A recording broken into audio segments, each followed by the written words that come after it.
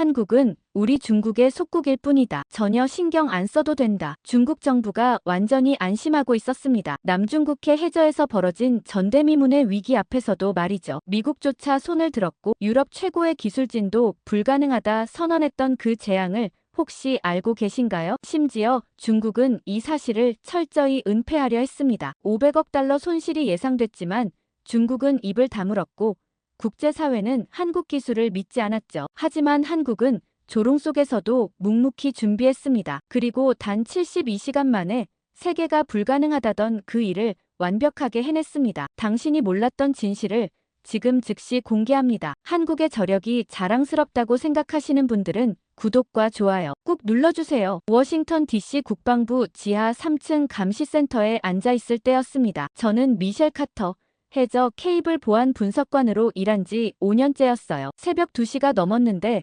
커피를 한 모금 마시며 모니터를 응시하고 있었죠. 남중국해 구간 케이블 데이터가 화면 가득 펼쳐져 있었습니다. 갑자기 이상한 패턴이 눈에 들어왔어요. 지진파 그래프에서 특정 구간만 데이터가 사라지고 있었습니다. 처음에는 센서 오류라고 생각했어요. 이런 일이 가끔 있거든요. 하지만 압력 데이터를 확인하는 순간 등골이 서늘해졌습니다. 같은 구간, 같은 시간대에 압력 수치도 사라지고 있었어요. 두 개의 독립적인 센서가 동시에 고장날 확률은 거의 없었습니다. 저는 몸을 앞으로 기울였습니다. 마우스를 움직여 데이터를 더 자세히 들여다봤어요. 그때 문득 1년 전 일이 떠올랐습니다. 샌프란시스코에서 열린 국제해양기술학회였어요. 한국 연구진이 발표했던 내용이 갑자기 생각난 겁니다. 등골이 서늘해졌어요. 한국해양과학기술원 소속 연구원이었습니다. 30대 중반으로 보이는 여성이었죠. 이름이 뭐였는지 기억하려 애썼습니다. 한유정. 맞아.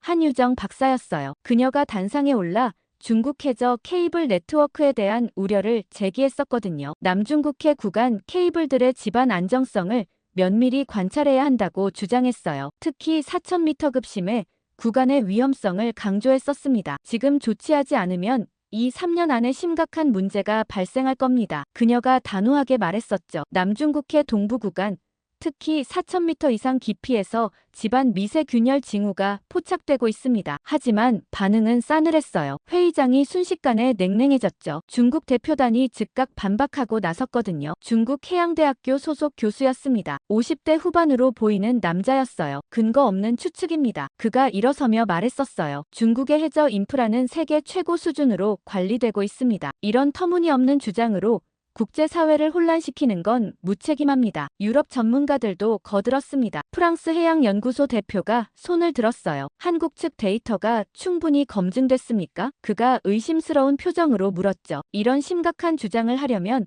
국제적으로 인정받은 방법론이 필요합니다. 일본 대표도 끼어들었습니다. 우리도 남중국해를 모니터링하고 있지만 그런 징후는 포착하지 못했습니다. 그가 말했어요. 한국만 발견했다는 게 의아하네요. 저 한국인은 또 시작이네. 제 옆자리 동료가 작은 목소리로 속삭였었죠. 맨날 중국 트집 잡는 게 일이야. 정치적 의도 아니면 뭐겠어. 저도 그때 고개를 끄덕였었습니다. 한국이 중국을 견제하려는 거라고 생각했거든요. 남중국해에서 중국과 여러 나라가 영유권 분쟁을 벌이고 있었으니까요. 한국도 그 정치적 싸움에 끼어들려는 거라고 봤어요. 한유정 박사가 데이터를 보여주려 했습니다. 저희가 수집한 지진파 데이터를 보시면 그녀가 화면을 띄우려 했어요. 하지만 사회자가 막았습니다. 시간이 부족합니다. 사회자가 말했죠. 다음 발표로 넘어가겠습니다. 잠깐만요. 한유정 박사가 항의했어요. 이건 정말 중요한 문제입니다. 수백만 명의 통신이 위험에 처할 수 있어요. 하지만 마이크가 꺼졌습니다. 그녀는 할 수 없이 단상에서 내려왔어요. 복도에서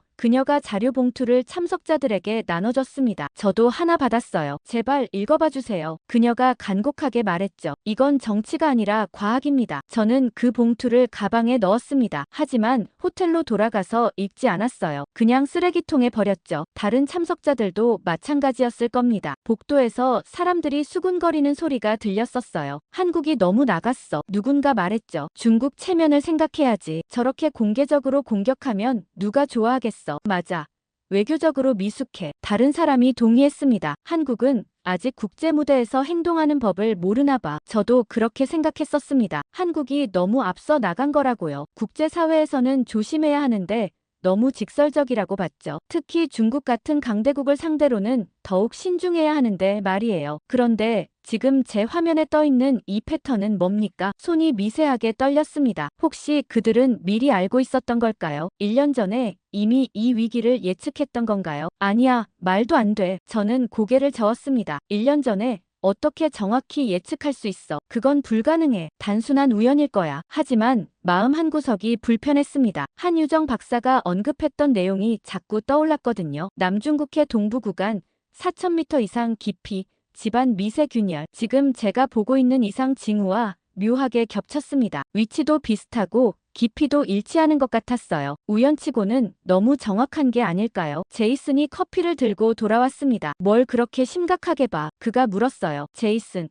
혹시 1년 전 샌프란시스코 학회 기억나? 저는 그를 쳐다봤습니다. 한국연구원이 중국 케이블에 대해 경고했던 거, 기억나지? 제이슨이 고개를 끄덕였어요. 다들 안 믿었잖아. 근데 왜 갑자기? 지금 내가 보고 있는 이 데이터. 저는 화면을 가리켰습니다. 혹시 그때 한국이 말했던 위치랑 비슷한 것 같아서. 제이슨이 화면을 들여다봤습니다. 설마 한국이 진짜 알고 있었던 거야? 그가 중얼거렸어요. 모르겠어. 저는 답했습니다. 하지만 뭔가 찝찝해. 제이슨이 자리로 돌아갔습니다. 저는 다시 데이터를 응시했어요. 한유정 박사의 얼굴이 떠올랐습니다. 간곡하게 호소하던 그녀의 목소리가 귓가에 맴돌았어요. 이건 정치가 아니라 과학입니다. 그녀가 말했었죠. 저는 그때 그 말을 무시했습니다. 과학이 아니라 정치적 공세라고 생각했거든요. 하지만 지금 생각해보니 그녀의 눈빛이 진지했어요. 절박하기까지 했죠. 거짓말하는 사람의 눈빛이 아니었습니다. 버린 그 자료 봉투 안에 뭐가 들어있었을까요? 아마 지금 제가 보고 있는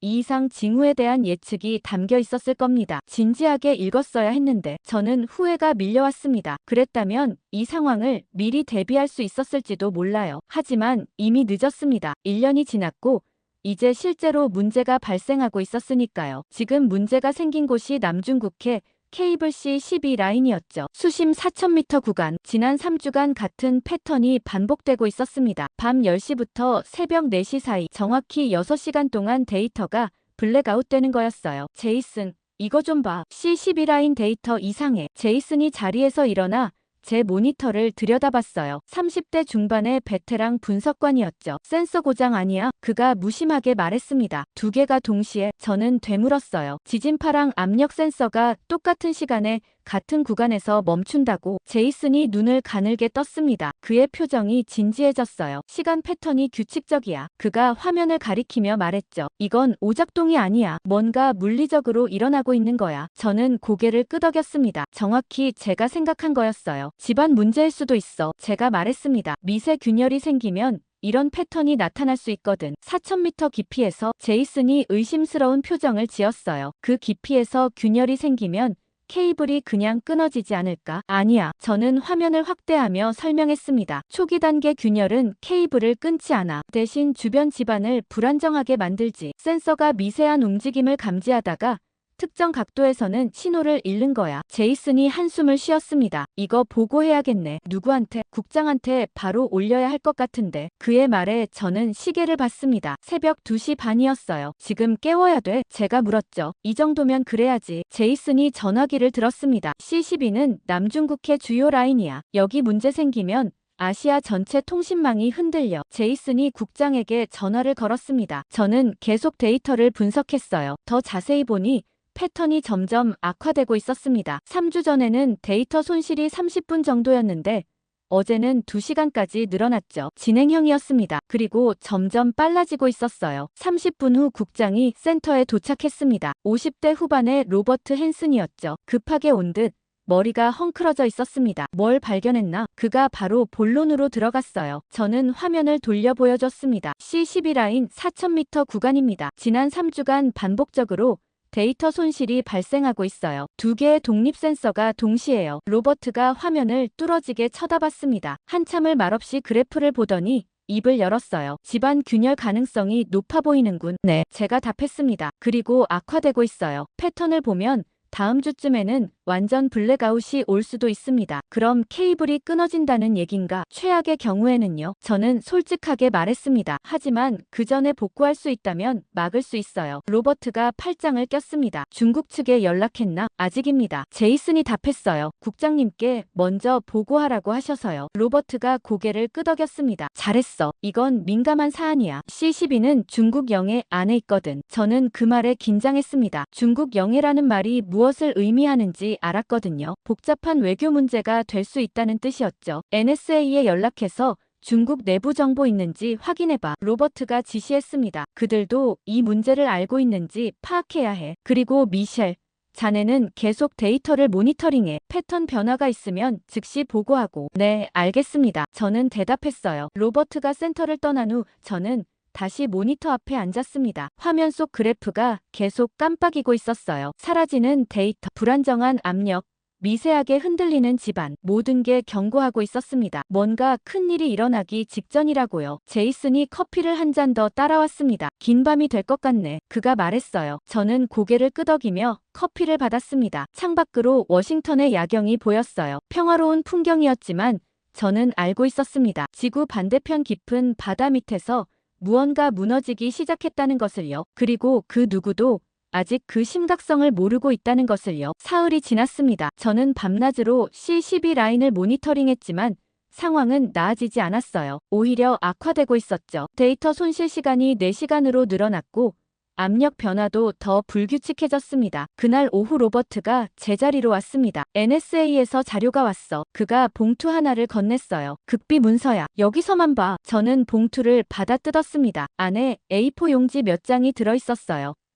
중국어로 된 문서를 영어로 번역한 것 같았죠. 첫 페이지 상단에 빨간 도장이 찍혀 있었습니다. 극비라는 뜻이었어요. 문서 제목을 읽는 순간 숨이 막혔습니다. 남중국해 해저 케이블 긴급 상황 보고서 발신 중국공업정보화부 수신 국무원 날짜는 2주 전이었습니다. 저희가 이상 징후를 발견하기 일주일 전이었죠. 중국은 이미 알고 있었던 겁니다. 손이 떨렸어요. 다음 페이지를 넘겼습니다. 상황 요약이라는 제목 아래 간략한 내용이 적혀 있었어요. 남중국해 케이블 3개 라인에서 집안 불안정 징후 확인 C-12, C-15, C-18 구간 동시 모니터링 중 특히 C-12 라인 4000m 구간 붕괴 위험 높음, 해저 집안 미세 균열로 판단. 저는 화면을 뚫어지게 봤습니다. 3개 라인이라고요? 저희는 C-12만 발견했는데 중국은 이미 3개를 파악하고 있었던 겁니다. 다음 문단을 읽었습니다. 예상 피해 규모 C-12 케이블 완전 붕괴 시 동남아시아 통신망 40% 마비, 금융거래 시스템 중단, 군사통신 두절, 복구기간 최소 3개월, 경제적 손실 추정 500억 달러. 저는 숨을 깊이 들이켰습니다. 500억 달러, 상상할 수 없는 규모였어요. 하지만 더 충격적인 내용은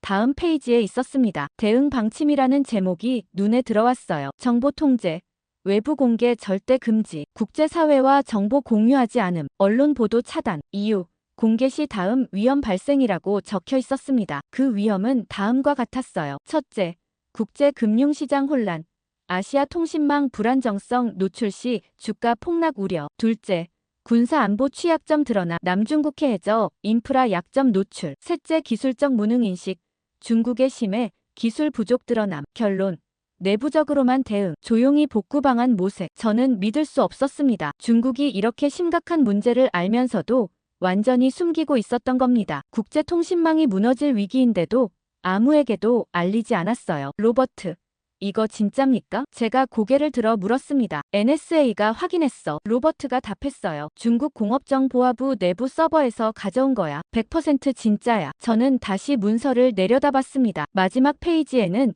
기술평가라는 항목이 있었어요. 자체 복구 가능성 낮음, 이유 4000m 심해 작업 기술 부족. 현재 중국 보유 장비는 3000m까지만 작동 가능. 외부 지원 필요하나 정보 노출 우려로 요청 불가. 대안, 상황 모니터링하며 자연 안정화 기대. 저는 어이가 없었습니다. 자연 안정화 기대라니요? 케이블이 무너지는데 그냥 두고 보겠다는 겁니까? 제이슨이 제 옆으로 왔습니다. 그도 문서를 읽었는지 표정이 굳어 있었어요. 미친 거 아냐? 그가 중얼거렸습니다. 500억 달러 손실이 예상되는데 그냥 숨기고 있어. 정치적 체면 때문이야. 로버트가 말했습니다. 중국은 자국 기술로 못 고친다는 걸 인정하고 싶지 않은 거지. 그래서 위험을 감수하는 거야. 하지만 이건 중국만의 문제가 아닙니다. 제가 말했어요. C-12는 국제해저 케이블이에요. 한국, 일본, 필리핀, 베트남 전부 연결되어 있어요. 중국이 숨긴다고 해서 문제가 사라지지 않아요. 맞는 말이야. 로버트가 인정했습니다. 하지만 우리가 할 수 있는 게 별로 없어. 중국 영해고 중국이 협조하지 않으면 우리가 들어갈 수도 없거든. 저는 의자에 앉았습니다. 머리가 복잡했어요. 문제는 명확했습니다. 남중국해 해저에서 케이블이 무너지고 있고 중국은 그걸 알면서도 숨기고 있으며 스스로 고칠 기술도 없다는 거였죠. 미국은 어떻습니까? 제가 물었습니다. 우리 기술로는 가능한가요? 로버트가 고개를 저었습니다. 4,000m 깊이는 우리도 힘들어. 수리용 장비는 대부분 3,000m 정도까지만 작동해. 그 이상 깊이에서 정밀 작업을 한다는 건 거의 불가능에 가까워. 그럼 아무도 못 고친다는 얘기잖아요. 제가 답답하게 말했습니다. 현재로서는 그래. 로버트가 인정했어요. 그래서 더 위험한 거야. 중국은 숨기고 우리는 못 고치고 결국 케이블이 끊어질 때까지 기다리는 수밖에 없어. 저는 모니터를 돌려봤습니다. 화면에는 여전히 C-12 라인 데이터가 깜빡이고 있었어요. 사라지는 신호, 불안정한 압력, 균열되는 집안, 시한폭탄이 째깍거리는 소리 같았습니다. 그날 밤 혼자 남아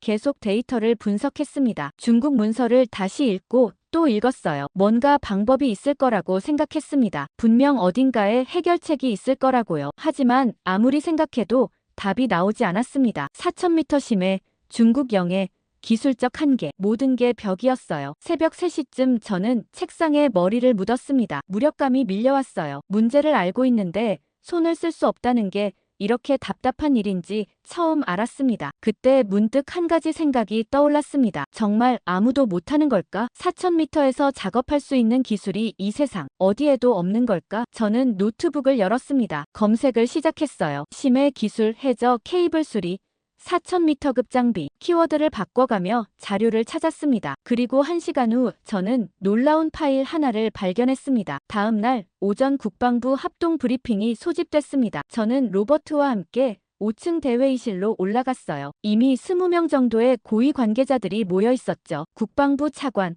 해군 작전국장, 국무부 아시아 담당, CIA 동아시아 국장까지 있었습니다. 이 사람들이 한자리에 모인다는 건 보통 일이 아니었어요. 로버트가 브리핑을 시작했습니다. 여러분께 남중국해 해저 케이블 위기 상황을 보고드리겠습니다. 그가 프로젝터를 켰어요. 화면에 C-12 라인 데이터가 나타났죠. 지난 3주간 이 케이블에서 집안 불안정 징후가 포착됐습니다. 로버트가 설명했습니다. 중국 내부 문건에 따르면 붕괴 위험이 높고 예상 피해 규모는 500억 달러입니다. 회의실이 술렁거렸어요. 국방부 차관이 손을 들었습니다. 중국은 뭐라고 합니까? 아무 말도 하지 않습니다. 로버트가 답했어요. 완전히 은폐하고 있습니다. 국제사회에 알리지 않았고 협조 요청도 없었습니다. 왜 숨기는 겁니까? 국무부 담당자가 물었죠. 체면 때문입니다. 로버트가 화면을 넘겼습니다. 중국은 자체 기술로 복구할 능력이 없습니다. 4,000m 깊이에서 작업할 장비가 없거든요. 그걸 인정하고 싶지 않은 겁니다. 그럼 우리가 도와주면 되지 않습니까? 해군 작전국장이 말했습니다. 그게 문제입니다. 로버트가 한숨을 쉬었어요. 2가지 이유로 불가능합니다. 첫째,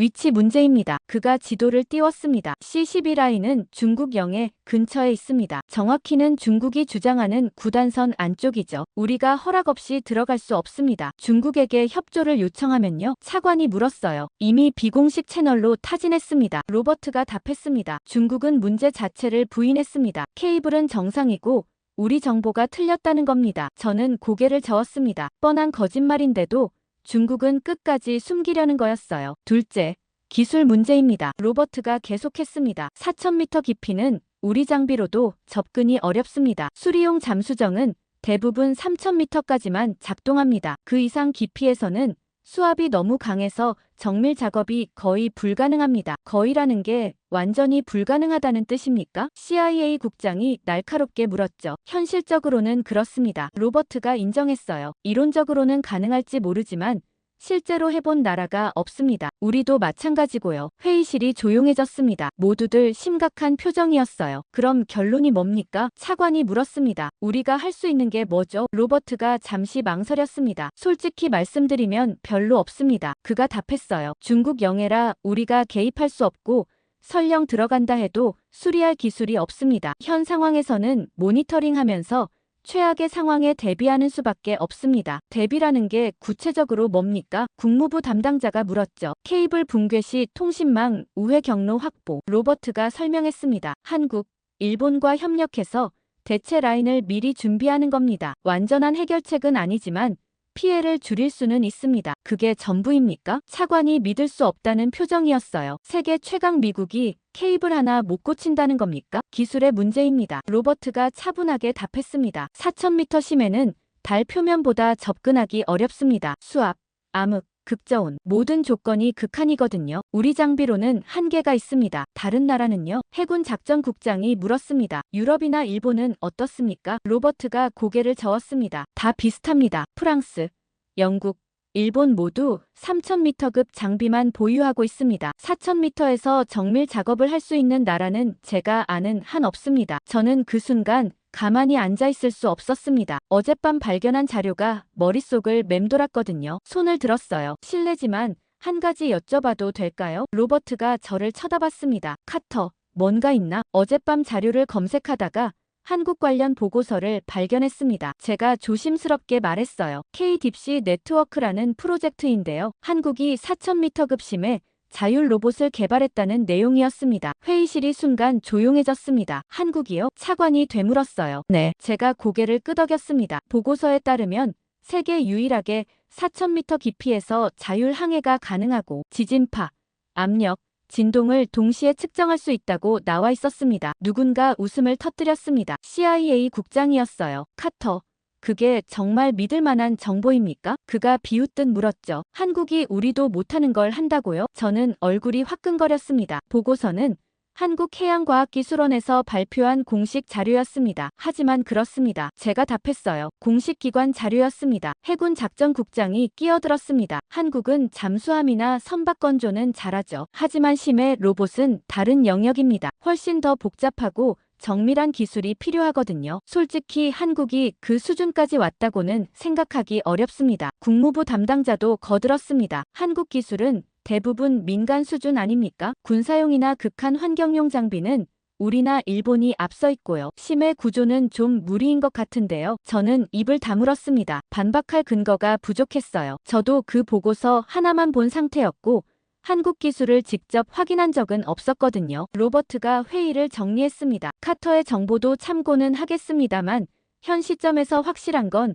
우리 자체 능력으로는 해결이 어렵다는 겁니다. 중국이 협조하지 않는 이상 우리가 할 수 있는 건 대비뿐입니다. 회의가 끝났습니다. 사람들이 하나둘 자리에서 일어났어요. 저는 그대로 앉아 있었습니다. 무력감이 밀려왔어요. 미국이 이렇게 손을 놓고 있을 줄은 몰랐습니다. 로버트가 제 옆으로 왔습니다. 카터, 실망하지 마. 그가 말했어요. 우리도 최선을 다하고 있어. 다만 현실적 한계가 있을 뿐이야. 하지만 저는 확신할 수 없었습니다. 정말 한국 기술은 불가능한 걸까요? 아니면 우리가 그냥 모르는 걸까요? 회의실을 나온 저는 곧장 사무실로 돌아왔습니다. 로버트의 말이 계속 머릿속을 맴돌았어요. 현실적 한계. 정말 그럴까요? 아니면 우리가 뭔가 놓치고 있는 걸까요? 책상에 앉아 노트북을 열었습니다. 어젯밤 발견했던 그 보고서를 다시 찾았어요. 파일 이름은 K-딥시 네트워크 기술 보고서였죠. 한국해양과학기술원 로고가 선명했습니다. 저는 처음부터 천천히 읽기 시작했습니다. 프로젝트 개요라는 제목 아래 요약문이 있었어요. 본 프로젝트는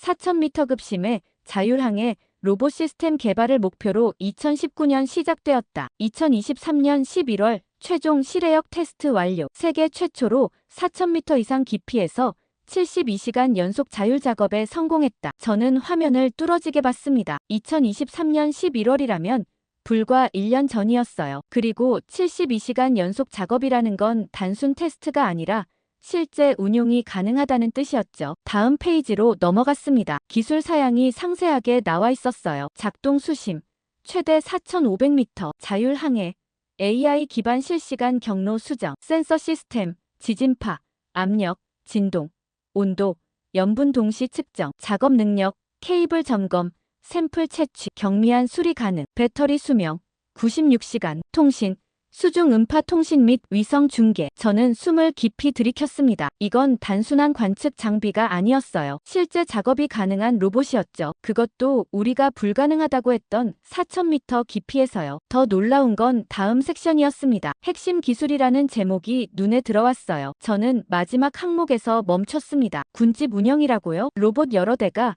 함께 움직인다는 뜻이었어요. 그럼 복잡한 작업도 가능하다는 얘기였죠. 실외역 테스트 결과라는 섹션을 열었습니다. 2023년 11월 동해 해저 4200m 지점에서 테스트 진행, 목표, 폐기된 해저 케이블 위치 확인 및 상태 점검, 결과 3대 로봇이 협업하여 72시간 동안 12km 구간 완전 매핑, 케이블 외피 손상 14곳 발견 및 정밀 촬영 완료, 샘플 3개 채취 성공. 저는 화면에 첨부된 사진들을 봤습니다. 심해 암흑 속에서 로봇의 라이트가 케이블을 비추고 있었어요. 선명한 고해상도 이미지였죠. 로봇팔이 케이블을 섬세하게 다루는 모습도 보였습니다. 이건 진짜였습니다. 과장이나 계획이 아니라 실제로 작동하는 기술이었어요. 제이슨이 제자리로 왔습니다. 뭘 그렇게 집중해서 봐? 그가 물었어요. 저는 화면을 돌려 보여줬습니다. 한국심의 로봇 자료야. 아까 회의에서 얘기했던 거. 제이슨이 화면을 들여다봤습니다. 그의 눈빛이 점점 진지해졌어요. 4500m라고? 그가 중얼거렸습니다. 이거 진짜야? 한국해양과학기술원 공식 보고서야. 제가 답했죠. 2023년 실외역 테스트까지 완료했대. 제이슨이 스크롤을 내리며 계속 읽었습니다. 한참을 보더니 휘파람을 불었어요. 이거 대단한데. 우리도 이런 거 없잖아. 우리 로봇은 3000m까지만 가능해. 그래서 아까 회의에서 얘기했는데 아무도 안 믿더라. 제가 한숨을 쉬었습니다. 한국이 이런 기술을 가졌다는 게 믿기지 않는데. 제이슨이 고개를 저었습니다. 편견이야. 솔직히 한국 조선 기술은 세계 최고잖아. 삼성이나 현대가 만드는 LNG선 봤어? 극저온 기술이 장난 아니야. 심해 로봇도 비슷한 원리거든. 극한 환경 기술이라는 점에서 저도 그렇게 생각했습니다. 하지만 회의실에서는 아무도 진지하게 받아들이지 않았어요. 더 자세한 자료가 필요해. 제이슨이 말했습니다. 이 보고서만으로는 부족해. 실제 작동하는 영상이나 더 구체적인 스펙이 있어야 사람들을 설득할 수 있어. 어떻게 구하지? 제가 물었죠. 한국 측에 직접 연락해봐. 제이슨이 제안했습니다. 해양과학기술원 연락처가 보고서에 있잖아. 공식 요청하면 자료를 줄 수도 있어. 저는 보고서 마지막 페이지를 펼쳤습니다. 정말 연락처가 적혀 있었어요. 책임연구원 박진혁 박사, 이메일과 전화번호까지 나와 있었습니다. 지금 연락할까? 제가 시계를 봤습니다. 워싱턴 시간으로 오후 3시였어요. 한국은 다음 날 새벽 5시쯤 될 거였죠. 내일 아침에 해. 제이슨이 말했습니다. 시차 생각해서 한국 시간 오전에 맞춰서. 그게 예의지. 저는 고개를 끄덕였습니다. 박진혁이라는 이름을 메모했어요. 그날 밤 집에 돌아가서도 계속 보고서를 읽었습니다. 읽으면 읽을수록 확신이 들었어요. 이건 우리가 놓치고 있던 해답이었습니다. 한국이 정말 4000m에서 작업할 수 있다면 C12 케이블을 살릴 방법이 있는 거였어요. 하지만 동시에 불안했습니다. 만약 제가 틀렸다면요? 한국 기술이 과장된 거라면요? 그럼 저는 시간만 낭비하는 거고 상부의 신뢰만 잃게 될 거였죠. 침대에 누워 천장을 바라봤습니다. 내일 아침 박진혁 박사에게 연락하면 뭐라고 할까요? 혹시 저를 이상한 사람으로 생각하지는 않을까요? 하지만 선택의 여지가 없었습니다. 이건 제가 찾은 유일한 실마리였어요. 로버트도 안 믿고 회의실 사람들도 비웃었지만 저는 확인해야 했습니다. 직접 한국 연구진에게 물어봐야 했어요. 새벽 2시가 되어서야 잠이 들었습니다. 꿈속에서 저는 깊은 바닷속을 헤매고 있었어요. 암흑 속에서 작은 불빛이 보였습니다. 가까이 가보니 로봇이었어요. 한국 로봇이었죠. 그 로봇이 저를 향해 천천히 다가왔습니다. 그리고 등 뒤에서 무너지는 케이블을 가리켰어요. 저는 그 순간 깨어났습니다. 다음 날 아침 일찍 사무실에 출근했습니다. 한국은 지금 오전 10시쯤 될 거였어요. 박진혁 박사에게 이메일을 보낼 적당한 시간이었죠. 저는 신중하게 메일을 작성했습니다. 박진혁 박사님께. 저는 미국 국방부 해저 케이블 보안 분석관 미셸 카터입니다. K-딥시 네트워크 프로젝트 보고서를 흥미롭게 읽었습니다. 현재 남중국해에서 긴급한 상황이 발생했는데 귀 연구팀의 기술이 유일한 해결책일 수 있습니다. 가능하시다면 화상회의를 통해 상세히 논의하고 싶습니다. 메일을 보내고 나서 긴장하며 기다렸습니다. 답장이 올까요? 아니면 무시당할까요? 30분쯤 지났을 때 알림음이 울렸습니다. 답장이었어요. 카터 씨께 메일 잘 받았습니다. 남중국해 상황에 대해 저희도 모니터링하고 있었습니다. 오늘 오후 3시 화상 회의 가능하십니까? 제 심장이 뛰었습니다. 박진혁 박사가 응답한 거였어요. 그것도 이미 상황을 알고 있다고 했습니다. 저는 즉시 답장을 보냈습니다. 가능합니다. 줌 링크 보내주시면 접속하겠습니다. 로버트에게 보고하러 갔습니다. 그의 사무실 문을 두드렸어요. 들어와. 안에서 목소리가 들렸죠. 로버트는 서류를 보고 있었습니다. 로버트.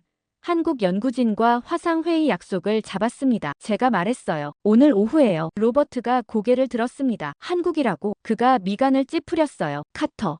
자네 아직도 그 얘기하는 건가? 네. 저는 단호하게 답했습니다. 보고서를 자세히 읽어봤는데 진짜입니다. 실외역 테스트 결과도 있고 사진도 있어요. 로버트가 한숨을 쉬었습니다. 카터. 현실적으로 생각해봐. 한국이 우리보다 앞선 심해 기술을 가졌다는 게 말이 되나? 하지만 증거가 있습니다. 제가 항변했어요. 2023년 동해에서 4,200m 깊이에서 72시간 작업했다고요. 보고서는 누구나 쓸 수 있어. 로버트가 차갑게 말했습니다. 실제로 작동하는지는 별개 문제야. 그래서 직접 확인하려는 겁니다. 저는 말했어요. 오늘 화상회의에서 더 자세한 자료를 요청할 거예요. 로버트가 팔짱을 꼈습니다. 알았어, 해봐. 하지만 너무 기대는 하지 마. 한국 기술을 폄하하는 게 아니야. 다만 4,000m 심해 작업은 정말 어려운 거거든. 미국, 러시아, 프랑스도 제대로 못하는 걸 한국이 했다는 건 좀 믿기 어려워. 저는 사무실을 나왔습니다. 로버트의 회의적인 태도가 답답했어요. 하지만 이해는 됐습니다. 저도 처음 봤을 때는 반신반의했으니까요. 오후가 되었습니다. 저는 소회의실에서 노트북을 열고 줌에 접속했어요. 화면에 박진혁 박사가 나타났습니다. 50대 초반으로 보이는 남자였어요. 안경을 쓰고 있었고 침착한 인상이었죠. 카터 씨, 안녕하세요. 박 박사가 유창한 영어로 인사했습니다. 박사님, 시간 내주셔서 감사합니다. 제가 답했어요. 남중국해 C12 라인에 대해 들으셨나요? 네, 알고 있습니다. 박 박사가 고개를 끄덕였어요. 저희도 독자적으로 모니터링하고 있었습니다. 집안 불안정이 심각하더군요. 정말입니까? 저는 놀라서 물었습니다. 어떻게 알고 계셨어요? 한국도 그 케이블을 사용하거든요. 박 박사가 설명했습니다. 저희 통신사들이 데이터 이상을 보고했고 저희 팀에 분석 의뢰가 왔어요. 3주 전부터 패턴을 추적했습니다. 저는 숨을 깊이 들이켰습니다. 한국도 독자적으로 문제를 파악하고 있었던 거였어요. 박사님 팀의 딥시봇이 그 깊이에서 작업 가능합니까? 제가 핵심 질문을 던졌죠. 가능합니다. 박 박사가 단호하게 답했습니다. 4,500m까지 작동하도록 설계되었습니다. C12는 4,000m 구간이니 충분히 접근할 수 있어요. 점검만이 아니라 수리도요. 경미한 수리는 가능합니다. 박 박사가 화면을 공유했어요. 로봇 팔 구조가 나타났죠. 케이블 외피 보강, 센서 교체, 간단한 용접까지 할 수 있습니다. 다만 대규모 구조물 설치 같은 건 어렵습니다. 저는 화면을 뚫어지게 봤습니다. 실제 작동 영상도 있습니까? 있습니다. 박 박사가 영상을 재생했습니다. 심해 암흑 속에서 로봇이 움직이는 모습이 나왔어요. 정밀한 동작으로 케이블을 점검하고 샘플을 채취하고 있었죠. 이건 진짜였습니다. CG나 시뮬레이션이 아니라 실제 촬영 영상이었어요. 수압, 온도, 위치 데이터가 화면 구석에 실시간으로 표시되고 있었습니다. 놀랍습니다. 제가 감탄하며 말했습니다. 이 자료들을 저희 상부에 공유해도 될까요? 박 박사가 잠시 망설였습니다. 부분적으로는 가능합니다. 일부는 연구 기밀이라 공개할 수 없지만 기본 스펙과 작동 영상 정도는 드릴 수 있어요. 충분합니다. 제가 말했어요. 이것만으로도 설득할 수 있을 것 같습니다. 박 박사가 진지한 표정이 되었습니다. 카터 씨, 솔직히 여쭤봐도 될까요? 미국 측에서 저희 기술을 신뢰하고 계십니까? 저는 잠시 말문이 막혔습니다. 솔직해야 할 것 같았어요. 솔직히 말씀드리면 회의적입니다. 제가 인정했죠. 한국이 이 정도 기술을 가졌다는 걸 믿기 어려워하는 분위기예요. 박 박사가 쓴웃음을 지었습니다. 예상했던 반응입니다. 항상 그렇거든요. 한국 기술은 과소평가받곤 하죠. 하지만 저는 믿습니다. 제가 말했어요. 그래서 이렇게 연락드린 겁니다. 감사합니다. 박 박사가 말했습니다. 필요한 자료는 보내드리겠습니다. 하지만 카터 씨, 한 가지 알아두셔야 할 게 있어요. 뭡니까? 기술은 준비되어 있습니다. 박 박사가 말했어요. 하지만 실제 투입 여부는 정치적 결정이에요. 한국 정부가 승인해야 하고 중국이 허락해야죠. 그 과정이 기술보다 더 어려울 겁니다. 저는 고개를 끄덕였습니다. 그 말이 맞았어요. 기술이 있다고 해서 모든 게 해결되는 건 아니었죠. 화상 회의를 마치고 로버트에게 보고하러 갔습니다. 자료를 받았습니다. 제가 말했어요. 실제 작동 영상도 있어요. 보여줘. 로버트가 말했습니다. 저는 노트북으로 영상을 재생했어요. 로버트가 화면을 주시했습니다. 표정이 조금씩 변하는 게 보였어요. 영상이 끝나자 로버트가 한숨을 쉬었습니다. 인상적이긴 해. 그가 인정했어요. 하지만 이게 C12 같은 위기 상황에서도 작동할지는 모르는 일이야. 적어도 가능성은 있습니다. 제가 말했죠. 로버트가 저를 쳐다봤습니다. 알았어. 다음 주 NSC 회의에서 보고해봐. 하지만 각오는 해도 사람들이 곱게 받아들이지 않을 거야. 2주 후 저는 싱가포르에 있었습니다. 국제해양안보 포럼이 열리는 마리나베이 컨벤션 센터였어요. 전 세계 해양 전문가들이 모이는 연례 행사였죠. 로버트가 저를 보냈습니다. 한국 기술에 대한 국제사회 반응을 떠보라는 거였어요. 포럼 둘째 날 오후 세션이 제 발표 시간이었습니다. 주제는 심해 인프라 보안이었어요. 청중석에는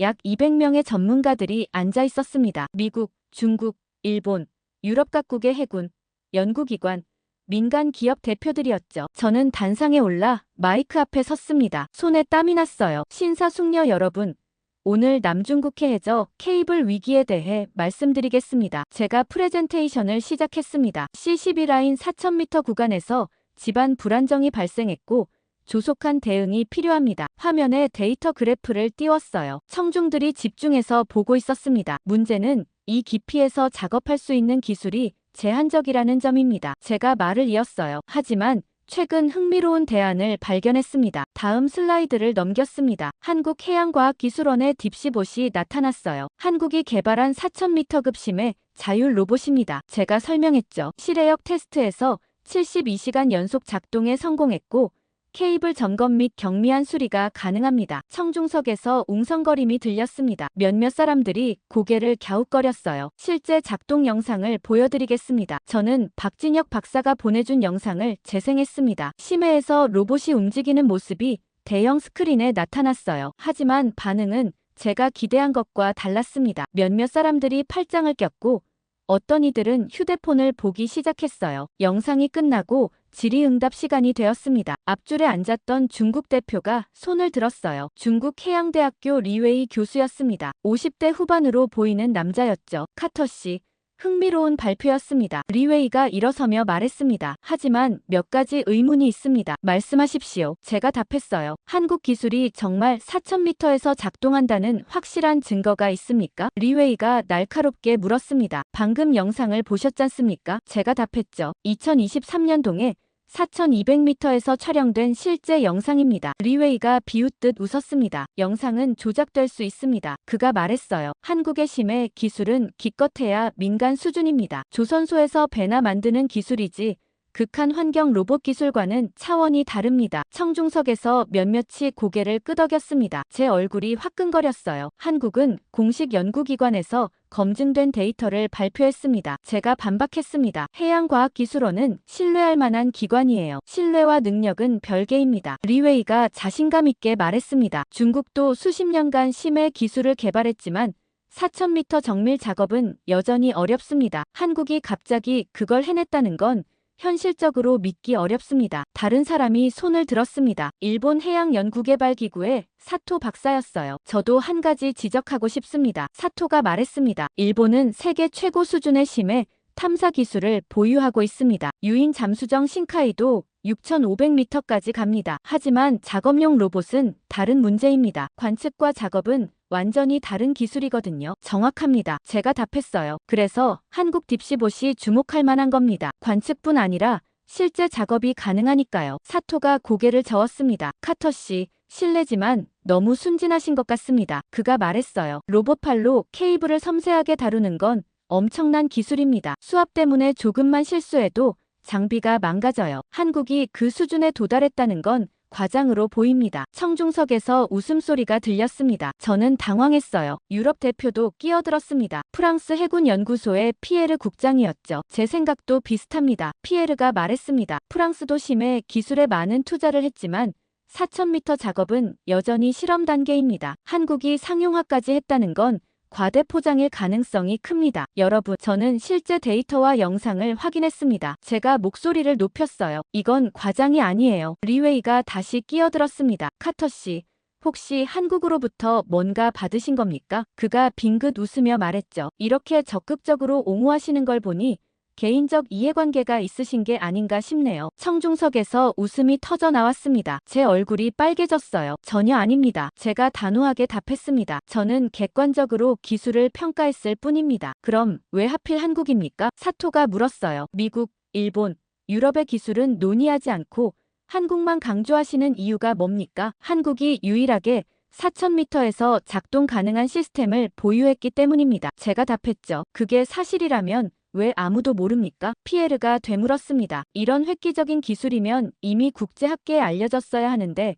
우리 중 누구도 들어본 적이 없습니다. 저는 말문이 막혔습니다. 그 말도 일리가 있었거든요. 한국이 정말 그런 기술을 가졌다면 왜 더 적극적으로 홍보하지 않았을까요? 리웨이가 마무리 발언을 했습니다. 카터 씨의 열정은 이해합니다. 그가 청중을 향해 말했어요. 하지만 과학은 열정이 아니라 증거로 말해야 합니다. 현재로서는 한국 기술이 실제로 C-12 같은 위기 상황에서 작동할 것이라는 확신이 없습니다. 청중석에서 박수가 터져 나왔습니다. 저는 단상에 홀로 서 있었어요. 다음 질문 있으십니까? 사회자가 물었지만 아무도 손을 들지 않았습니다. 사람들은 이미 관심을 잃은 것 같았어요. 시간 관계상 여기서 마치겠습니다. 사회자가 말했습니다. 카터 씨, 발표 감사합니다. 저는 단상에서 내려왔습니다. 청중들이 웅성거리며 나가고 있었어요. 몇몇은 제 쪽을 보며 고개를 가로저었습니다. 복도로 나오는데 한 미국 동료가 다가왔습니다. 미셸, 좀 무리한 것 같아. 그가 조심스럽게 말했어요. 한국 기술을 너무 밀어붙이면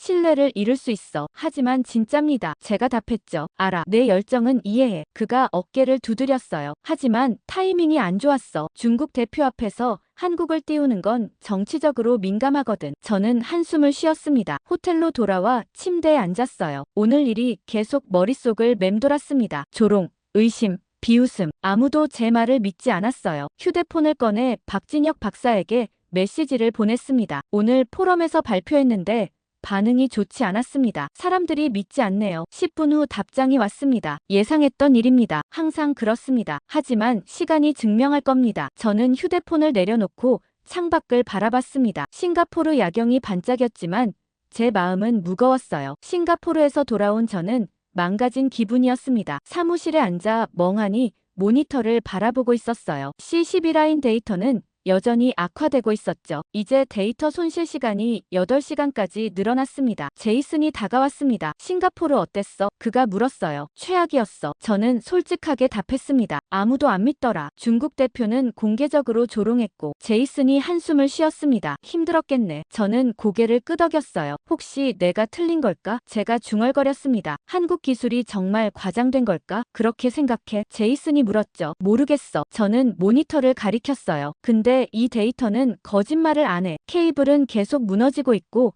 시간이 없어. 그날 밤 집에 돌아가서도 잠을 잘 수가 없었습니다. 노트북을 열어 한국 보고서를 다시 꺼냈어요. 처음부터 끝까지 다시 읽었죠. 데이터 하나하나를 재검토했습니다. 수심, 작동 시간, 센서 정확도, 로봇 팔 정밀도, 모든 수치를 다시 계산했어요. 새벽 3시가 넘어서야 확신이 들었습니다. 틀리지 않았어요. 한국 기술은 진짜였습니다. 수치가 모두 맞아떨어졌고 영상도 조작 흔적이 없었어요. 물리 법칙에도 부합했죠. 제가 틀린 게 아니었습니다. 다른 사람들이 편견에 사로잡혀 있었던 거였어요. 다음 날 아침 결심했습니다. 한국 연구진에게 직접 비공개 접촉을 시도하기로요. 공식 채널은 소용없었어요. 이제는 직접 확인하는 수밖에 없었죠. 박진혁 박사에게 화상회의를 요청했습니다. 이번에는 로버트에게도 말하지 않았어요. 혼자서 해야 할 일 같았거든요. 박 박사가 응했습니다. 오후에 다시 줌으로 만났어요. 카터 씨, 싱가포르에서 힘드셨죠? 박 박사가 말했습니다. 네, 저는 인정했어요. 하지만 포기할 수 없습니다. 제 분석을 다시 확인했는데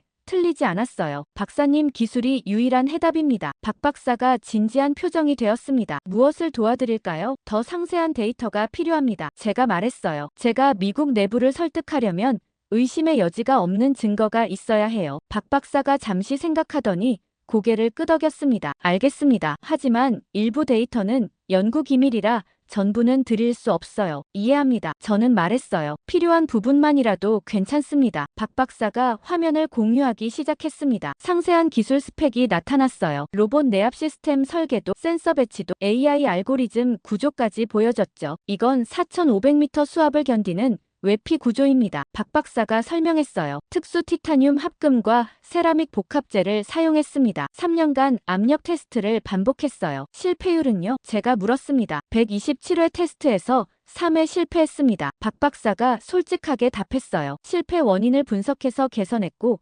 현재 버전은 50회 연속 성공했습니다. 저는 숫자를 적었습니다. 97.6% 성공률이었어요. 높은 수치였죠. 다음은 AI 자율 항해 시스템입니다. 박 박사가 화면을 넘겼습니다. 암흑 환경에서 음파로 3D 지도를 실시간 생성합니다.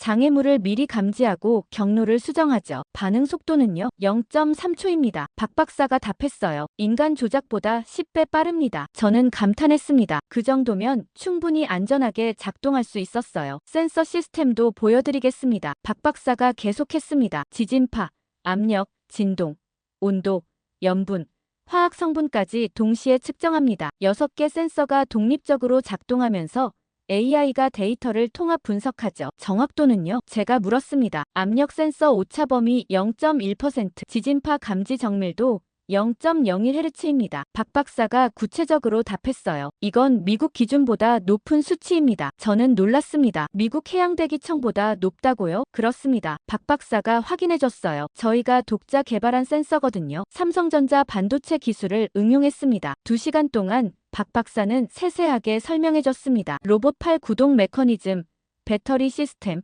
통신 프로토콜, 비상 복구 절차까지요. 질문할 때마다 명확한 답변이 돌아왔습니다. 마지막으로 한 가지만 더 여쭤봐도 될까요? 제가 물었습니다. 말씀하세요. C12 같은 실제 위기 상황에서도 작동할 확신이 있으십니까? 박 박사가 잠시 침묵했습니다. 그러더니 천천히 답했어요. 100% 확신할 수는 없습니다. 실제 위기는 테스트와 다르니까요. 하지만 저는 제 팀을 믿습니다. 우리가 만든 로봇을 믿어요. 제대로 작동할 겁니다. 그 말에 진심이 담겨 있었습니다. 저는 느낄 수 있었어요. 감사합니다. 제가 말했습니다. 이 자료로 다시 설득해 보겠습니다. 박 박사가 고개를 끄덕였습니다. 카터 씨. 한 가지만 말씀드리겠습니다. 그가 진지하게 말했어요. 기술은 준비되어 있어요. 하지만 정치가 문제입니다. 중국이 허락하지 않으면 우리도 들어갈 수 없어요. 알고 있습니다. 제가 답했죠. 하지만 일단 기술적 가능성부터 증명해야 합니다. 그 다음 문제는 그 다음에 해결하는 거죠. 화상 회의를 마치고 저는 받은 자료를 정리했습니다. 상세한 스펙시트, 테스트 결과, 그래프, 추가 작동 영상까지. 이제 의심할 여지가 없었어요. 한국 기술은 진짜였고 제 분석도 맞았습니다. 로버트에게 메일을 보냈습니다. 한국 측과 추가 검증을 완료했습니다. 상세 자료를 첨부합니다. 재검토 부탁드립니다. 다음 날 아침 로버트가 제자리로 왔습니다. 카터. 자료 봤어. 그가 말했어요. 생각보다 훨씬 구체적이네. 네, 저는 답했습니다. 박진혁 박사팀이 직접 확인해 준 겁니다. 로버트가 팔짱을 꼈습니다. 솔직히 놀랐어. 이 정도 데이터면 설득력이 있어. 하지만 여전히 문제가 있어. 뭡니까? 정치야. 로버트가 한숨을 쉬었어요. 중국이 절대 한국 로봇이 자기네 영해에 들어오는 걸 허락하지 않을 거야. 그럼 어떻게 해야 합니까? 제가 물었죠. 모르겠어. 로버트가 솔직하게 답했습니다. 하지만 적어도 기술은 확인했어. 그게 첫걸음이지. 저는 고개를 끄덕였습니다. 첫걸음이지만 중요한 걸음이었어요. 그런데 일주일 후 예상치 못한 일이 벌어졌습니다. 중국이 움직인 거였어요. 아침에 출근하자마자 로버트가 급하게 저를 불렀습니다. 카터. 큰일 났어. 그가 태블릿을 건넸어요. 중국 외교부 공식 성명이 화면에 떠 있었죠. 저는 내용을 읽기 시작했습니다. 최근 일각에서 남중국해 해저 케이블에 대한 허위 정보가 유포되고 있다. 성명 내용이었어요. 특히 미국 일부 인사가 한국 기술을 내세우며 중국 영해 내 케이블에 문제가 있다고 주장하고 있다. 이는 명백한 사실 왜곡이다. 제 이름은 나오지 않았지만 저를 겨냥한 게 분명했습니다. C12 케이블은 정상 작동 중이다. 성명이 계속됐어요. 어떠한 구조적 문제도 없으며 집안도 안정적이다. 일부에서 주장하는 한국 로봇 투입 필요성은 근거 없는 날조다. 저는 믿을 수 없었습니다. 중국이 공개적으로 거짓말을 하고 있었거든요. 더 충격적인 건 다음 문장이었습니다. 또한 한국이 보유했다는 4000m급 심해 로봇 기술은 검증되지 않은 과장이다. 성명에 적혀 있었죠. 해당 장비는 실제 작동 불가능하며 미국 분석관의 주장은 기술적 무지에서 비롯된 것이다. 제 얼굴이 화끈거렸습니다. 중국이 공개적으로 저를 공격한 거였어요. 더 읽어봐. 로버트가 말했습니다. 밑에 더 있어. 저는 스크롤을 내렸습니다. 중국은 국제해양안전위원회에 공식 검증회의 소집을 요청한다. 성명 마지막 부분이었어요. 한국 기술의 실체와 남중국해 케이블 현황을 명확히 밝힐 것이다. 진실이 무엇인지 국제사회가 판단하게 될 것이다. 이게 뭡니까? 제가 로버트를 쳐다봤습니다. 중국이 선제 공격한 거야. 로버트가 설명했어요. 우리가 문제를 제기하기 전에 먼저 방어벽을 친 거지. 그리고 한국 기술까지 공격해서 신뢰도를 떨어뜨리려는 거고. 하지만 이건 거짓말이에요. 제가 항변했습니다. 케이블은 분명히 무너지고 있어요. 우리 데이터가 증명하잖아요. 알아. 로버트가 인정했습니다. 하지만 중국은 그걸 부인하고 있어. 그리고 한국 기술도 믿을 수 없다고 주장하는 거야. 국제사회는 누구 말을 믿을까? 그날 오후 중국 언론이 일제히 보도를 쏟아냈습니다. 환구시보가 일면 기사로 다뤘어요. 미국 분석관의 무책임한 주장, 남중국해 안정해쳐. 기사는 저를 직접적으로 비난했죠. 미국 국방부 소속 미셸 카터는 검증되지 않은 정보로 국제사회를 혼란에 빠뜨리고 있다. 한국 기술을 과대 포장하며 중국 영해 내 정상적인 인프라를 문제 삼고 있다. 이는 외교적 도발이다. 신화통신도 비슷한 논조였습니다. 한국심의 로봇. 실체 없는 허상 제목이었어요. 한국이 주장하는 4000m급 로봇은 실제 검증된 바 없다. 단 한 차례의 국제 인증도 받지 못했으며 독자적 주장에 불과하다. 미국 일각이 이를 맹신하는 것은 기술적 판단력 부족을 드러낸다. CCTV는 전문가 인터뷰를 내보냈습니다. 중국 해양대학교 리웨이 교수가 나왔어요. 싱가포르 포럼에서 저를 조롱했던 바로 그 사람이었죠. 한국 기술은 과장되었습니다. 리웨이가 카메라를 향해 말했습니다. 4000m 심해 작업은 극도로 어렵습니다. 미국, 러시아, 중국도 제대로 못하는 일을 한국이 했다는 건 상식적으로 맞지 않습니다. 저는 사무실에서 이 모든 보도를 지켜봤습니다. 중국의 여론전이 무서웠어요. 조직적이고 일사불란했죠. 제이슨이 다가왔습니다. 중국이 본격적으로 나섰네. 그가 말했어요. 이거 대응해야 하는 거 아냐? 뭐라고 대응합니까? 저는 답답하게 말했습니다. 우리 데이터를 공개할 수도 없고 한국 기술을 더 증명할 방법도 없어요. 이틀 후 국제해양안전위원회에서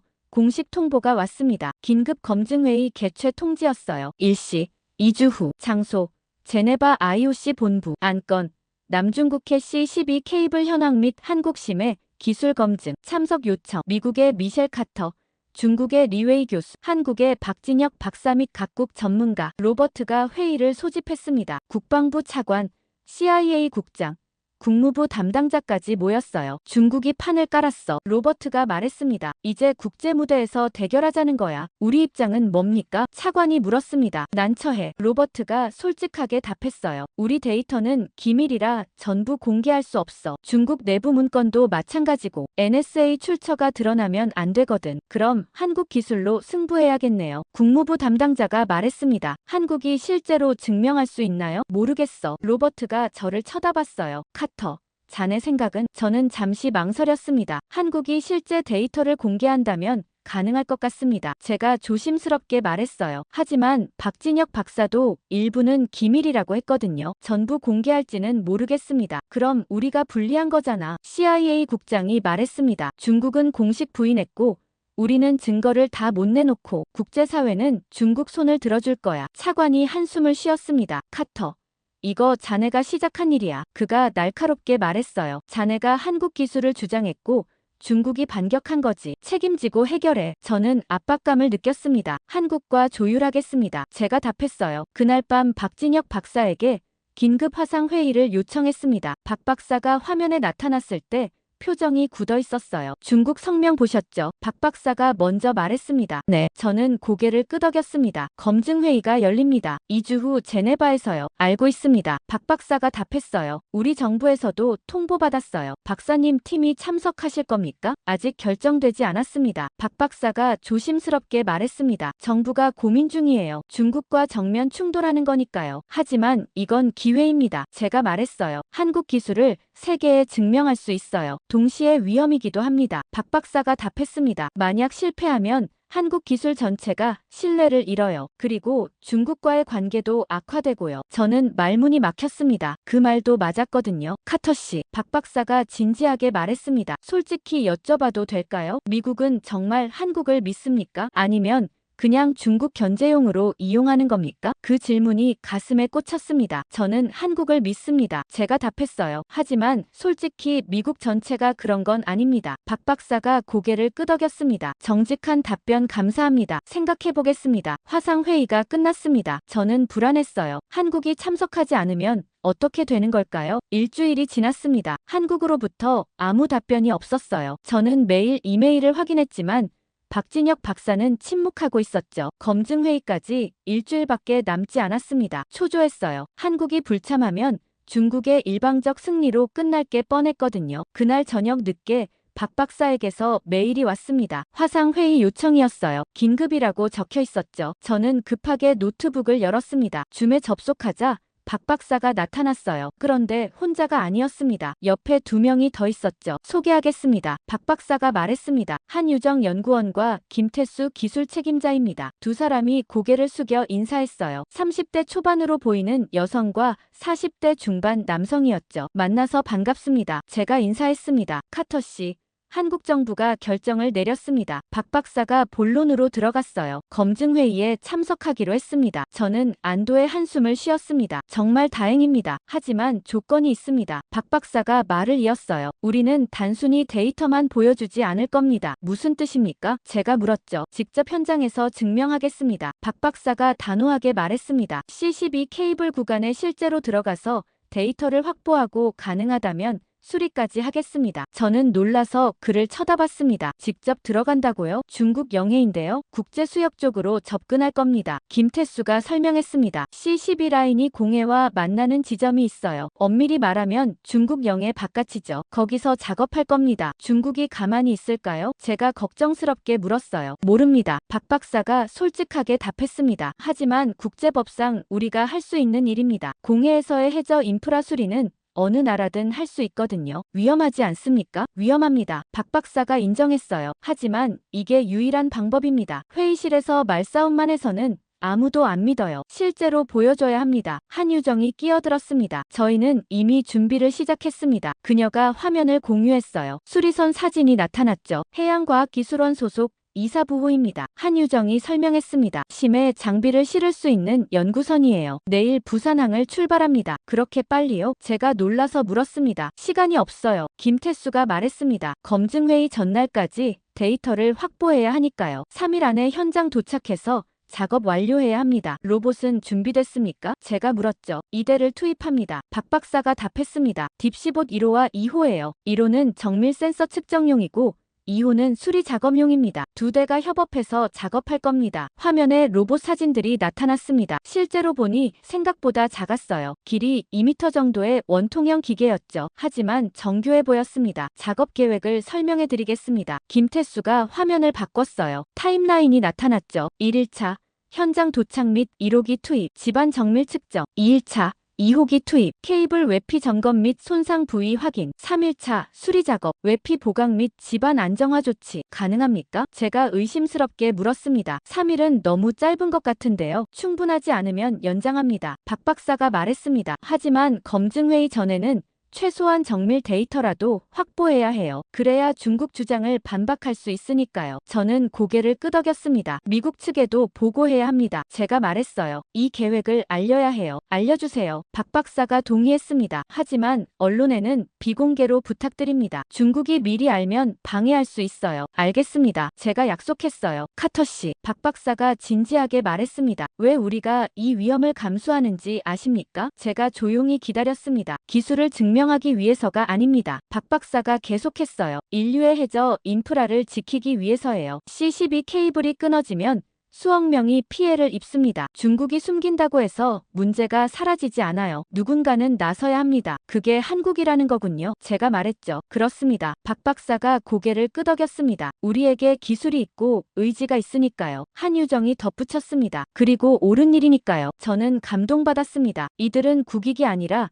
더 큰 가치를 위해 움직이고 있었어요. 필요한 게 있으면 말씀하세요. 제가 말했습니다. 제가 도울 수 있는 건 뭐든 하겠습니다. 미국 해군 정보를 공유해 주시면 좋겠습니다. 김태수가 요청했어요. 해당 해역 해류 데이터, 수온 분포, 중국 해군 동선 같은 거요. 안전을 위해 필요합니다. 확인해 보겠습니다. 제가 약속했어요. 회의가 끝난 후 저는 곧바로 로버트에게 보고했습니다. 한국이 직접 현장에 들어갑니다. 제가 말했어요. 실제 데이터를 확보하고 수리까지 하겠답니다. 로버트가 놀란 표정이었습니다. 정말 대단한데 위험하지 않나? 위험합니다. 저는 인정했어요. 하지만 그들은 각오가 되어 있었어요. 로버트가 한참을 생각하더니 말했습니다. 알았어. 해군에 협조 요청하자. 한국팀이 안전하게 작업할 수 있도록 정보를 제공하는 거야. 정말입니까? 제가 놀라서 물었죠. 우리도 이 케이블이 무너지는 걸 원하지 않아. 로버트가 답했습니다. 한국이 고치겠다는데 도와줘야지. 그날 밤 박 박사에게 메일을 보냈습니다. 미국 해군 정보 공유 승인됐습니다. 필요한 데이터 보내드리겠습니다. 그리고 행운을 빕니다. 곧 답장이 왔습니다. 감사합니다. 최선을 다하겠습니다. 저는 창밖을 바라봤습니다. 지구 반대편 어딘가에서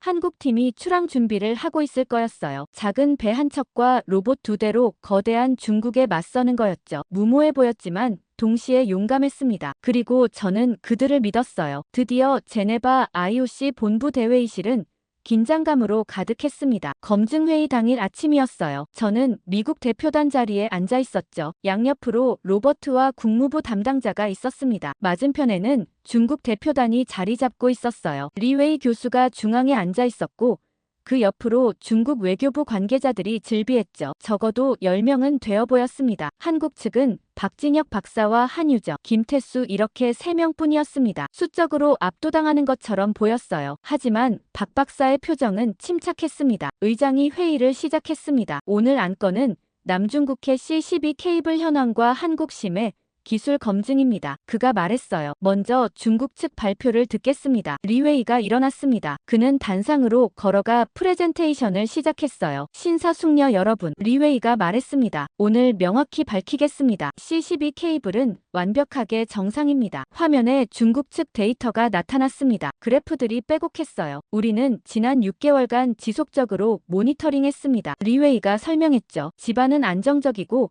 케이블 외피에도 손상이 없습니다. 미국 측이 주장하는 균열 징후는 존재하지 않습니다. 저는 화면을 뚫어지게 봤습니다. 데이터가 조작된 게 분명했어요. 우리가 본 것과 완전히 달랐죠. 일부에서 한국 로봇이 필요하다고 주장합니다. 리웨이가 비웃듯 말했습니다. 하지만 문제가 없는데 왜 로봇이 필요합니까? 이는 불필요한 개입을 정당화하려는 시도일 뿐입니다. 그가 다음 슬라이드를 넘겼습니다. 한국 기술에 대한 내용이었어요. 한국이 주장하는 4000m급 기술은 검증되지 않았습니다. 리웨이가 단호하게 말했죠. 국제 인증도 없고 제3자 검증도 없습니다. 단지 그들 스스로 주장할 뿐입니다. 청중석에서 웅성거림이 들렸습니다. 각국 대표들이 고개를 끄덕이고 있었어요. 따라서 우리는 요청합니다. 리웨이가 마무리했습니다. 이 불필요한 논란을 종식시켜 주십시오. C-12는 안전하고 한국 개입은 불필요합니다. 그가 자리로 돌아갔습니다. 중국 대표단이 박수를 쳤어요. 의장이 박진혁 박사를 쳐다봤습니다. 한국 측 발표를 듣겠습니다. 박 박사가 천천히 일어났습니다. 단상으로 걸어가는 그의 걸음이 묵직했어요. 신사숙녀 여러분, 박 박사가 마이크 앞에 섰습니다. 저는 증거로 말하겠습니다. 그가 노트북을 열었습니다. 화면에 뭔가 연결되기 시작했어요. 로딩 아이콘이 빙글빙글 돌았죠. 중국 측은 케이블이 정상이라고 합니다. 박 박사가 말했습니다. 하지만 지금부터 보여드릴 것은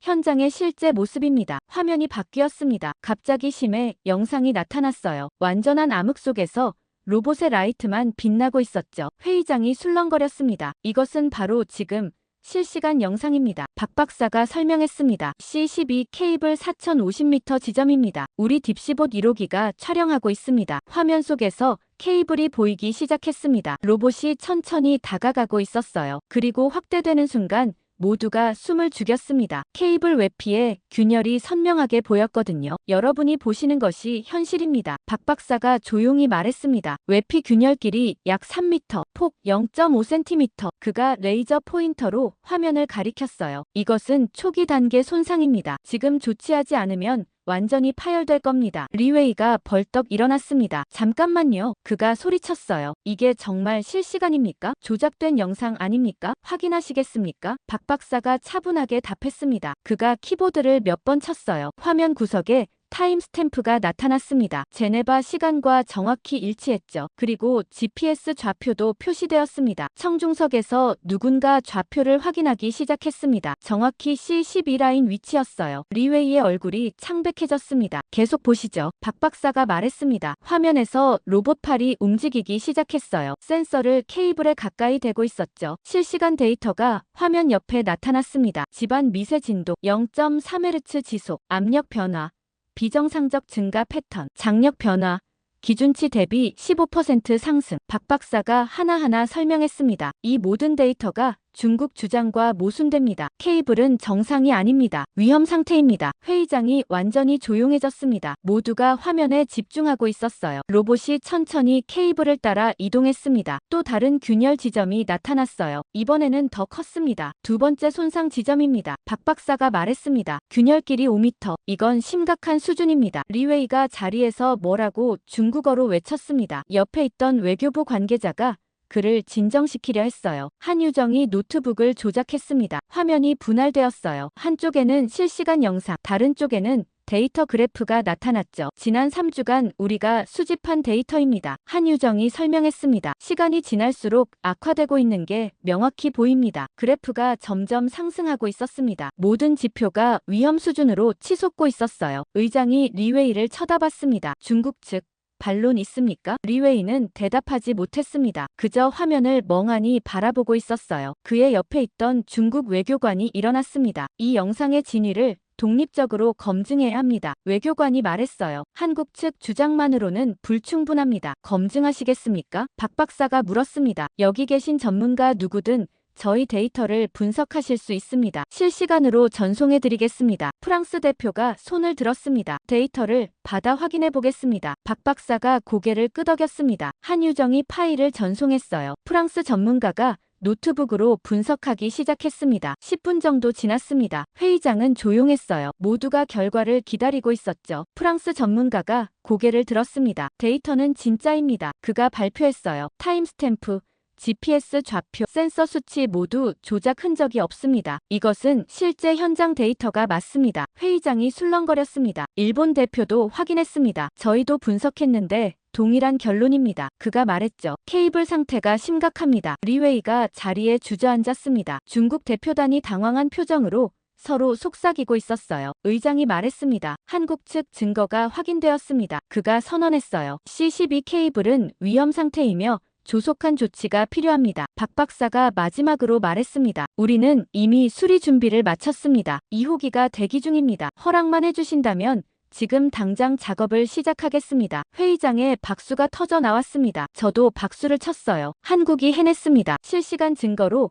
모든 의심을 날려버린 거였죠. 회의가 끝난 후 저는 박진혁 박사에게 다가갔습니다. 정말 대단했습니다. 제가 말했어요. 중국을 완전히 제압했어요. 박 박사가 고개를 저었습니다. 아직 끝난 게 아닙니다. 그가 진지하게 말했어요. 이제 진짜 시작이에요. 실제로 고쳐야 하니까요. 언제 시작합니까? 지금 당장입니다. 박 박사가 시계를 봤어요. 2호기가 이미 투입 준비를 마쳤어요. 30분 후 작업 시작합니다. 저는 긴장했습니다. 회의장 한쪽에 임시 작전실이 마련되었습니다. 대형 모니터 세대가 설치되어 있었어요. 각국 대표들이 모여들기 시작했죠. 실시간으로 수리 작업을 지켜보겠다는 거였습니다. 한유정이 노트북을 연결했습니다. 화면에 심해 영상이 다시 나타났어요. 이번에는 2호기 시점이었죠. 1호기보다 큰 로봇이 케이블에 접근하고 있었습니다. 2호기 투입 완료. 김태수가 마이크로 보고했습니다. 현재 수심 4055m. 첫 번째 손상 지점 도착. 화면에서 로봇팔이 펼쳐졌습니다. 여러 개의 관절로 이루어진 정밀한 팔이었어요. 끝부분에는 다양한 도구들이 장착되어 있었죠. 외피 보강 작업 시작합니다. 김태수가 말했습니다. 로봇팔이 천천히 움직였습니다. 특수 패치를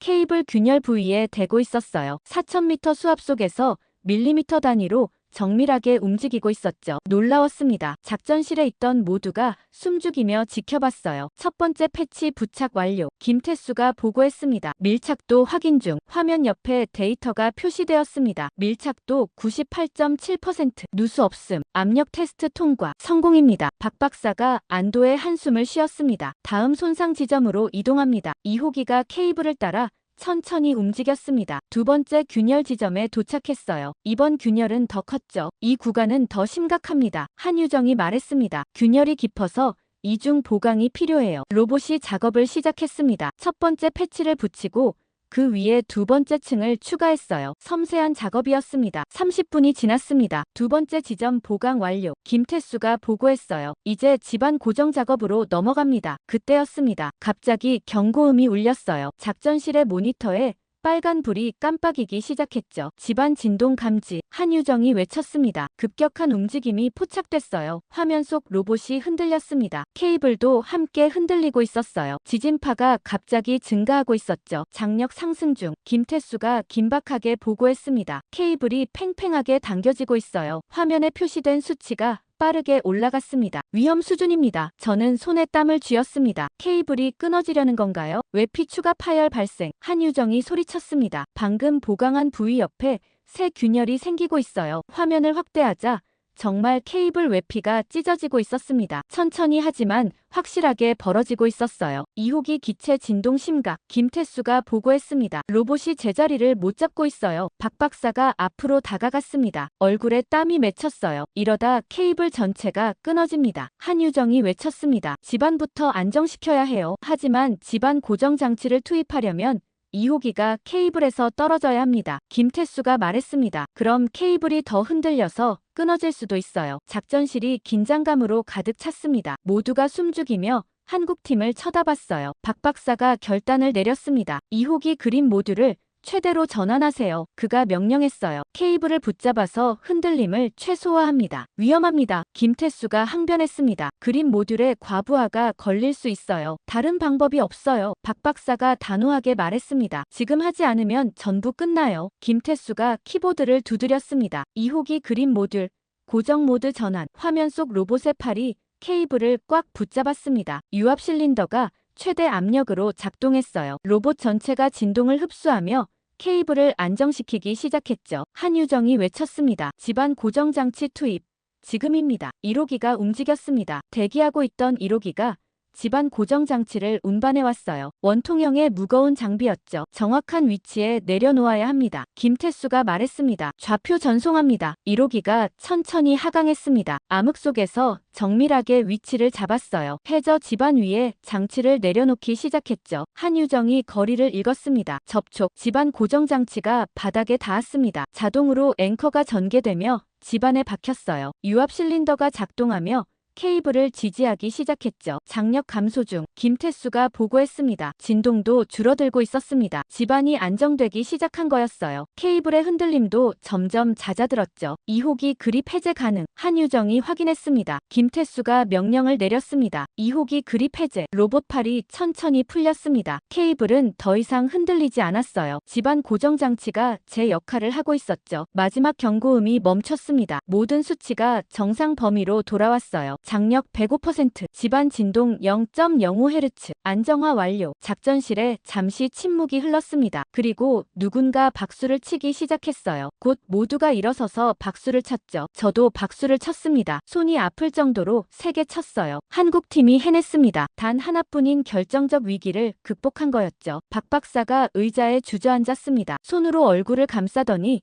깊은 한숨을 쉬었어요. 한유정과 김태수도 서로를 껴안았습니다. 긴장이 풀린 거였죠. 위기는 끝났습니다. 하지만 작업은 아직 끝나지 않았어요. 이제 완벽한 복구만 남았습니다. 위기를 넘긴 후에도 작업은 계속되었습니다. 한국팀은 쉬지 않고 움직였어요. 2호기가 다시 케이블로 돌아갔습니다. 새로 생긴 균열을 보강하기 시작했어요. 추가 패치 부착 시작합니다. 김태수가 차분하게 보고했습니다. 아까와 달리 목소리가 안정되어 있었죠. 위기를 극복한 후였으니까요. 로봇팔이 정밀하게 과감하게 움직였습니다. 새 균열 부위에 패치를 붙이고 밀착시켰어요. 이번에는 3중 보강을 했죠. 작전실에서 지켜보던 프랑스 전문가가 감탄했습니다. 저 정밀도는 놀랍군요. 그가 옆 사람에게 속삭였어요. 4000m 수압에서 저렇게 섬세하게 작업하다니. 일본 대표도 고개를 끄덕였습니다. 우리 로봇으로는 불가능한 수준입니다. 그가 인정했죠. 시간이 흘렀습니다. 3시간, 5시간, 8시간. 한국팀은 쉬지 않고 작업했어요. 모든 균열 부위를 빠짐없이 보강했습니다. 저는 작전실에 남아 계속 지켜봤습니다. 커피를 몇 잔이나 마셨는지 모르겠어요. 하지만 눈을 뗄 수가 없었죠. 박 박사도 한자리에 앉아 있었습니다. 모니터에서 시선을 떼지 않았어요. 가끔 한유정이나 김태수에게 지시를 내렸지만 대부분 조용히 지켜보고 있었죠. 밤이 되었습니다. 제네바 시간으로 밤 11시였어요. 작업 시작한 지 16시간째였죠. 마지막 보강 작업 완료. 김태수가 보고했습니다. 이제 최종 점검만 남았습니다. 1호기와 2호기가 함께 케이블을 따라 이동했습니다. 전체 구간을 다시 한번 스캔하기 시작했어요. 센서 데이터가 실시간으로 화면에 나타났죠. 모든 보강 부위 정상. 한유정이 하나씩 확인했습니다. 누수 없음. 밀착도 99% 이상. 압력 테스트 통과. 집안 고정 장치도 완벽하게 작동 중이었습니다. 케이블의 장력이 정상 범위로 돌아왔어요. 진동도 거의 사라졌죠. 새벽 1시가 넘어서였습니다. 박 박사가 일어섰어요. 그가 깊은 숨을 들이쉬더니 말했습니다. 완료됐습니다. 그의 목소리가 떨렸어요. C12 케이블 수리 작업 완료. 모든 손상 부위 보강 완료. 집안 안정화 완료. 박 박사가 땀을 닦으며 계속 말했습니다. 이 구간은 최소 10년 이상 안전합니다. 작전실에 박수가 터져 나왔습니다. 이번에는 더 크고 뜨거운 박수였어요. 각국 대표들이 일어나 기립박수를 보냈죠. 저도 일어섰습니다. 눈물이 날 것 같았어요. 한국팀이 정말 해낸 겁니다. 불가능하다던 일을 실제로 해낸 거였죠. 의장이 앞으로 나왔습니다. 대한민국 팀에게 감사드립니다. 그가 진심으로 말했어요. 여러분은 오늘 역사를 만들었습니다. 다음 날 아침 공식 발표가 있었습니다. IOC 본부 브리핑룸에 각국 언론이 몰려들었어요. 카메라 플래시가 터졌죠. 의장이 단상에 올랐습니다. 국제해양안전위원회는 공식 발표합니다. 그가 성명서를 읽기 시작했어요. 대한민국 해양과학기술원은 세계 최초로 심해 4000m 구조적 결함을 성공적으로 복구한 국가로 공식 인정됩니다. 기자들이 받아쓰기 시작했습니다. 한국의 딥시복 기술은 국제적으로 검증되었으며 심해 인프라 보수 분야의 새로운 기준을 세웠습니다. 의장이 계속 읽었어요. 이번 작업으로 남중국해 통신망 붕괴 위기가 해소되었으며 수억 명의 사용자가 피해를 면하게 되었습니다. 브리핑이 끝난 후 각국 대표들이 박 박사에게 다가왔습니다. 악수를 청하고 축하를 전했어요. 프랑스 대표가 말했습니다. 우리도 한국 기술을 도입하고 싶습니다. 협력 가능할까요? 일본 대표도 다가왔습니다. 인정합니다. 그가 솔직하게 말했어요. 한국 기술이 우리보다 앞섰습니다. 배우고 싶습니다. 중국 대표단은 조용히 사라졌습니다. 리웨이 교수는 보이지 않았어요. 저는 박 박사를 찾아갔습니다. 정말 축하드립니다. 제가 악수를 청했어요. 세계를 구하셨어요. 박 박사가 미소 지었습니다. 과찬이십니다. 그가 겸손하게 답했어요. 우리는 그저 해야 할 일을 했을 뿐입니다. 아니에요. 제가 고개를 저었습니다. 아무도 안 믿을 때 여러분은 증명했어요. 불가능하다던 일을 해냈죠. 그리고 제 경력까지 구해주셨어요. 박 박사가 어깨를 두드렸습니다. 카터 씨도 포기하지 않으셨잖아요. 그가 말했어요. 처음부터 저희를 믿어주셨어요. 고마웠습니다. 한유정과 김태수도 다가왔습니다. 셋이서 기념사진을 찍자고 했어요. 저도 함께 찍었죠. CNN이 특집 방송을 내보냈습니다. 한국의 기적. 심해에서 세계를 구하다. 앵커가 흥분된 목소리로 말했어요. 4000m 깊이에서 벌어진 전례 없는 구조 작업이었습니다. BBC도 일면 기사로 다뤘습니다. 한국 기술, 통신망 붕괴 막아냈다. 제목이었죠. 전문가들은 이번 성공이 심해 기술의 새 지평을 열었다고 평가했습니다. 뉴욕타임스는 사설을 실었습니다. 우리가 한국을 과소평가했던 이유. 기사는 반성하는 논조였어요. 한국 기술을 의심했던 국제사회의 편견을 지적했죠. 워싱턴으로 돌아온 저는 영웅 대접을 받았습니다. 로버트가 제 사무실로 찾아왔어요. 카터, 잘했어. 그가 진심으로 말했습니다. 자네가 옳았어. 끝까지 믿어줘서 고마워. 국방부 차관도 축하 메시지를 보냈습니다. 덕분에 미국이 올바른 편에 섰습니다. 메시지 내용이었어요. 한 달 후 한국 정부에서 초청장이 왔습니다. 서울에서 열리는 심해 기술국제 심포지엄이었어요. 기조연설을 해달라는 요청이었죠. 저는 서울행 비행기에 올랐습니다. 창밖으로 태평양이 보였어요. 저 아래 깊은 바닷속 어딘가에 C-12 케이블이 있을 거였습니다. 이제는 안전하게 작동하고 있는 케이블이요. 한국이 지켜낸 인프라였죠. 비행기가 인천공항에 착륙했습니다. 입국장을 나서는데 박진혁 박사가 마중 나와 있었어요. 카터 씨, 환영합니다. 그가 활짝 웃으며 말했습니다. 한국에 오신 걸 환영합니다. 저는 악수를 나누며 생각했습니다. 이 모든 여정이 한 통의 이메일에서 시작됐다는 걸요. 그리고 끝까지 믿었기에 가능했다는 걸요. 진실은 결국 증명된다.